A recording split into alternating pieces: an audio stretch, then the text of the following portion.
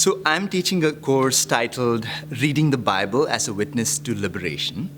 I had about 35 students or so in the class, and our big task was to understand how, in the biblical witness, God is a God of liberation, and God is a God of liberation in ways that are personal and spiritual, but also social and structural and so on and so forth, that it's not simply this either-or thing, right? Is it personal or is it structural? It is both and, right? One of the verses that we looked at to get this notion was a verse from the Psalm 103, "Bless the Lord, O my soul, and all that is within me, bless your holy name." It's often translated as soul and spirit, but in the Hebrew, the word is nephesh, which means throat, breath. And the idea is simply that we won't be able to worship God if we did not have our bodies, if we did not have our breaths, if we didn't worship God with all of ourselves, right? And that's this idea of liberation, that it includes all of us, right? What is inside, what is outside within us, and just outside of us here, but outside of us everywhere, right? So that's the journey that we went on.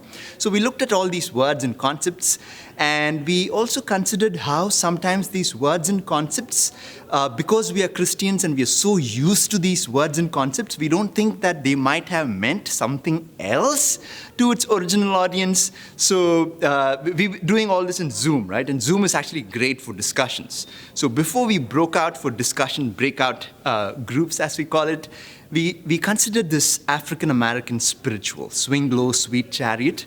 And for those of you who know the spiritual, this is all no news to you. But just to quickly say, Swing Low, Sweet Chariot could mean, like one meaning could be, swing low, sweet chariot coming to taking me home is to take me to heaven.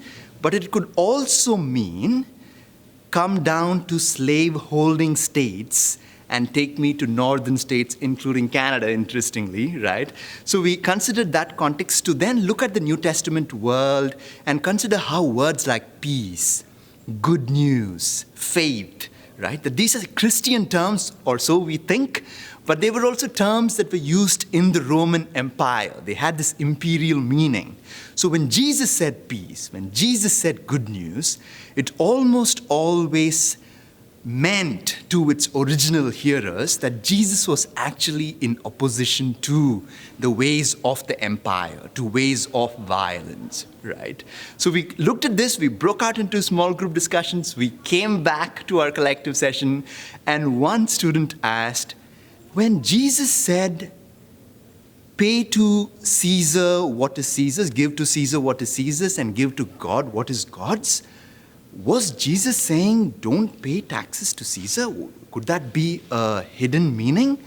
And he said, yes, why not? Because in the Jewish understanding, the idea is that everything in the world belongs to God. And here again, to quote another verse from the Psalms, the cattle on 1,000 hills belongs to God. There is nothing in the world that does not belong to God.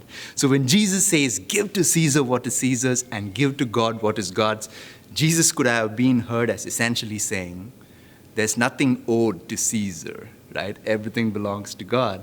So such an interesting experience hearing these ways in which students process it and understanding liberation as this holistic thing that includes our spiritual selves, but also includes our social selves, our social lives. So that's just a little bit of a window into the course, and it's been a very exciting journey for all of us.